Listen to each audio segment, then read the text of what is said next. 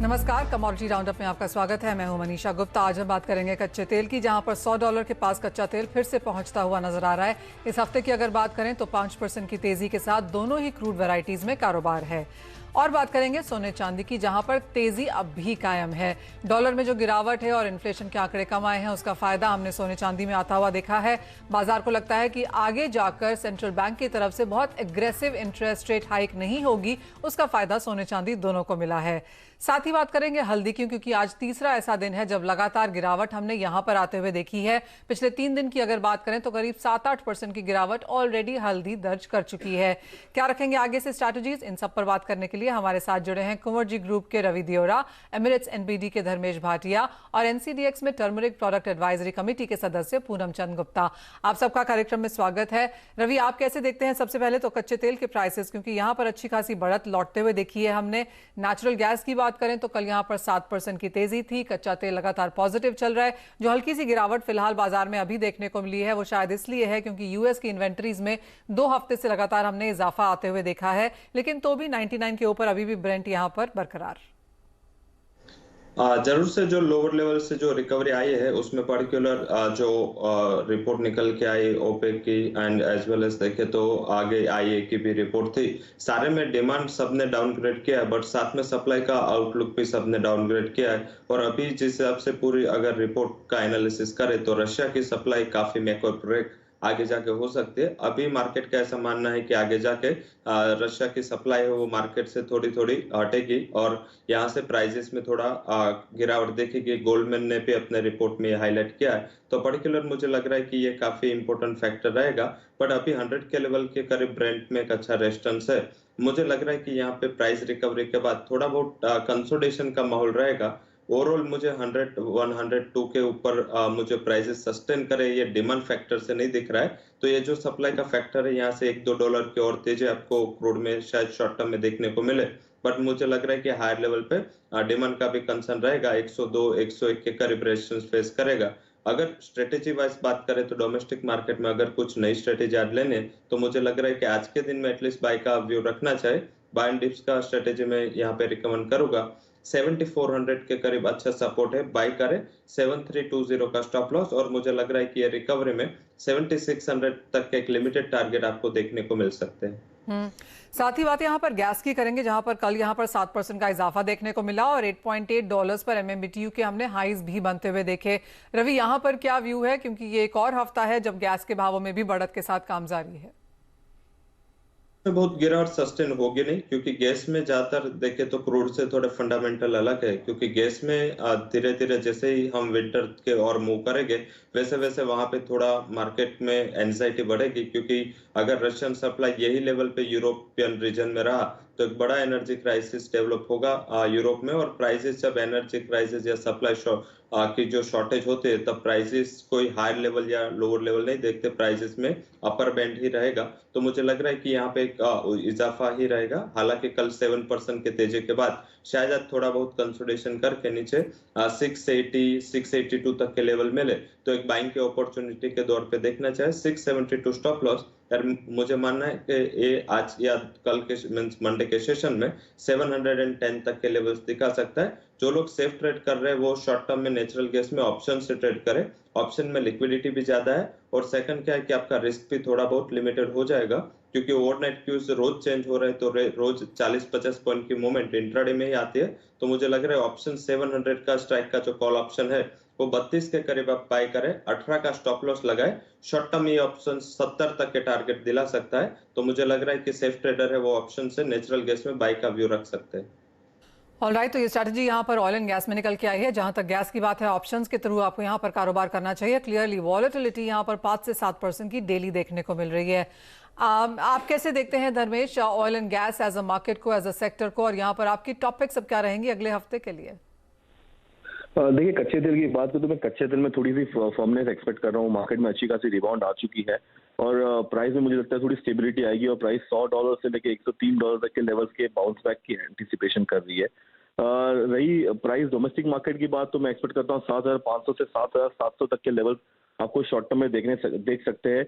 बहरहाल मुझे लगता है रुपया भी उस कारणवश काफी वीक होगा, तो इसमें डबल सपोर्ट मिलेगा स्पेशली एमसीएक्स प्राइस में। तो मैं बाय ऑन डिप्स की स्ट्रैटेजी रहूंगा कच्चे तेल में।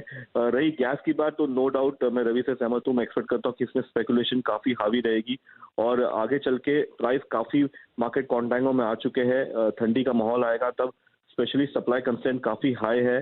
प्राइस आप एक्सपेक्ट कर सकते हो $10 से $12 भी जा सकती है। तो प्राइस में इसमें स्टिक स्टॉप लॉस मेंटेन करें और बाय ऑन डिप्स की स्ट्रैटेजी रखें। 720 से 730 तक के टारगेट के लिए आप में नेचुरल गैस में बाय करके चल सकते हैं। ऑल राइट, तो ये तो बात हुई ऑयल एंड गैस की। आगे बढ़ेंगे और बात यहाँ पर मेटल्स की कर लेते हैं, क्योंकि ओवरऑल कमोडिटी स्पेस में आज यहाँ पर मेटल्स में सबसे ज्यादा तेजी देखने को मिली है। चाहे वो अंडरलाइन कमोडिटी हो या फिर मेटल के स्टॉक्स हो, इक्विटी मार्केट्स में यहाँ पर बढ़त अच्छी खासी है। आप देख सकते हैं स्क्रीन पे भी हमने हायर हाइज यहाँ पर बनाए हैं और ये एक और सेक्टर है जो इस हफ्ते में पॉजिटिव वीकली गेन्स के साथ बंद होने जा रहा है। कैसे देखते हैं आप धर्मेश? जिस तरह का रिबाउंड हमने कॉपर में आते हुए देखा है, 6 हफ्ते के हाइज पर है। एल्यूमिनियम, जिंक, स्टील सभी 1 महीने के हाइज पर कारोबार कर रहे हैं। जो ये टर्न अराउंड हमने अगस्त स्टार्ट होते ही आता हुआ देखा है, कितना सस्टेनेबल आपको लगता है? देखिए, बेस मेटल की बात करें तो बेस मेटल में काफी अच्छी छलांग देखने मिली है। नो डाउट ये एक प्रॉफिट बुकिंग भी हो सकती है या शॉर्ट कवरिंग भी, क्योंकि अगर आप देखिए स्पेशली कॉपर जो 830-840 की कमोडिटी थी, ऑलमोस्ट एक ही महीने में 600 पे आ गई। तो ये एक शार्प रिबाउंड है। फंडामेंटली ऐसा कोई बड़ी चेंजेस आए नहीं है, but no doubt development expect कर रहे हैं कि मार्केट काफी डेवलप होगा, क्योंकि आप देखिए इक्विटी मार्केट आउट परफॉर्म करना स्टार्ट हो चुका है, प्लस डॉलर काफी फर्म हो रहा है। उसके वजह से मार्केट में गिरना चाहिए बट वो रिवर्स हो रहा है। इनफैक्ट सारी कमोडिटी रिवर्स होने स्टार्ट हो चुकी है। तो शॉर्ट टर्म में मैं एक्सपेक्ट करता हूँ कि ट्रेंड के साथ रहे। मार्केट स्पेकुलेटिव राइज दे रहा है और स्पेशली कॉपर की बात करें तो कॉपर 700-710 तक के टारगेट के लिए आप इसमें होल्ड करके चल सकते हैं। दूसरी मेरी टॉपिक जिंक रहेगी। अब जिंक देखिए, वो जो 280-290 की थी, ऑलमोस्ट 315 के ऊपर आ चुकी है। फंडामेंटली इसमें काफी बुलिशनेस है, काफी सारे माइंस में इसमें शॉर्टेज की एंटिसिपेशन है, डिमांड काफी हाई है। तो ये अराउंड 330-340 तक के टारगेट के लिए आप बाय करके चल सकते हैं। ऑल राइट, जिंक यहाँ पर टॉपिक है, खरीदारी की राय यहाँ पर है। आपकी कोई टॉपिक मेटल स्पेस में रवि? जरूर सर, मैं भी जिंक में ही बाय करना चाहूंगा, क्योंकि वहां पे फंडामेंटल वेल प्लेस्ड है एंड इन्वेंटरीज में जो रिकवरी आपने कॉपर एल्यूमिनियम में देखी, इतना ज्यादा रिकवरी वहां पे दिखी नहीं। तो मुझे लग रहा है कि आप जिंक में बाय करके चल सकते हैं। एक शॉर्ट स्क्वीज पे और साथ में जो चाइनीज रियल एस्टेट के साथ एक अच्छा कोरिलेशन, वहां पे जब भी कोई रियल एस्टेट रिलेटेड कोई पैकेज या कोई सपोर्टिव न्यूज आता है तो उसमें अच्छा इजाफा देखने को मिल रहा है। और देखे तो काफी केव्स के बाद अभी ये महीने में जो रियल एस्टेट सेल्स है, रियल एस्टेट का जो सेंटिमेंट है वो चाइना में धीरे धीरे इंप्रूव हुआ है। तो मुझे लग रहा है कि वहां पे एक फंडामेंटल सपोर्ट मिलेगा। साथ में जो फेड की अभी मार्केट ऐसा एक्सपेक्ट कर रहा है कि नीति थोड़ी डविश रहेगी, तो इस हिसाब से मैं ऐसा एक्सपेक्ट कर रहा हूँ कि आगे जाके जो करंट कॉन्ट्रैक्ट है उसमें 340 तक के लेवल शॉर्ट टर्म में अप्रोच होने चाहिए। 320 के स्टॉप लॉस के साथ एक बार जिंक के वायदा में बाइक करके कॉल लेना चाहिए। जैसा कि आपके सामने हमने वो चार्ट रखा है, उसके हिसाब से भी जिंक में आप देख सकते हैं सबसे बेहतरीन परफॉर्मेंस आती हुई नजर आई है। 7% के गेन्स इस हफ्ते में, 22% की तेजी एक महीने में यहाँ पर अब जिंक दिखाता हुआ नजर आया है, जो बाकी मेटल्स के मुकाबले यहाँ पर काफी बेहतरीन है और बेस्ट फंडामेंटल्स अभी भी जिंक के साथ। आगे बढ़ते हैं और बात अब यहाँ पर सोने चांदी की कर लेते हैं, क्योंकि इस हफ्ते में यहाँ पर भी तेजी बरकरार है। चांदी स्पेशली अपना $20 का जो लेवल है वो होल्ड करने में यहाँ पर कायम रही है। जिस तरह की तेजी मेटल्स में है धर्मेश, और जिंक में जैसे आपने कहा एक बाइंग कॉल है, आपको लगता है उसका एक rub off spill over effect हम चांदी में बरकरार देखेंगे? डेफिनेटली मनीषा, मैं चांदी में काफी बुलिश हूँ। मैं एक्सपेक्ट करता हूँ कि जो वॉलेटिलिटी आपको सोने में देखने मिली उतनी चांदी में नहीं है। अगर आप कंपैरिजन करते हैं सोने चांदी की जो प्राइस डिफरेंस, तो चांदी अभी भी काफी निचले स्तर पर ट्रेड हो रही है कंपैरेटिवली। अगर आप सोना देखें तो लाइफ टाइम हाई के ऑलमोस्ट नजदीकी है।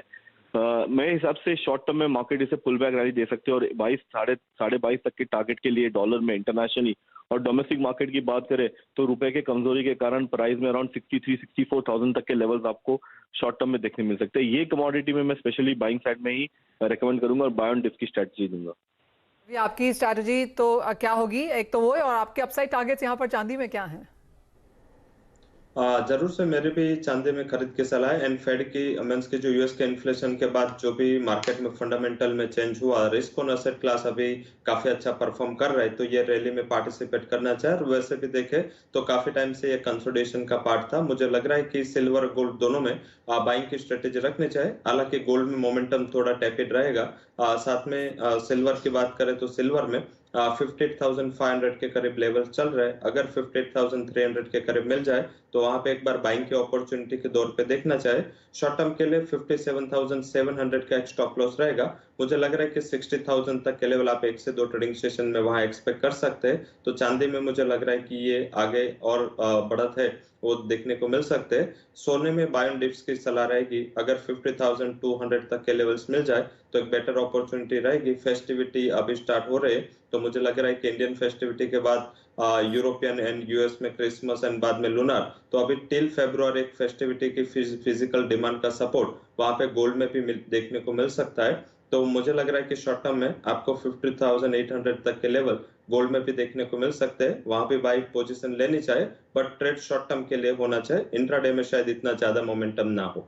ऑलराइट, सोने और चांदी दोनों में खरीदारी की राय है, लेकिन चांदी क्लियरली एक आउट परफॉर्मर की तरह से यहां पर निकली है। बाइंग अपॉर्चुनिटीज अभी भी इन स्तरों पर भी हैं, क्योंकि आने वाले 3, 4, 6 महीने में यहां पर और बढ़त की उम्मीद चांदी में।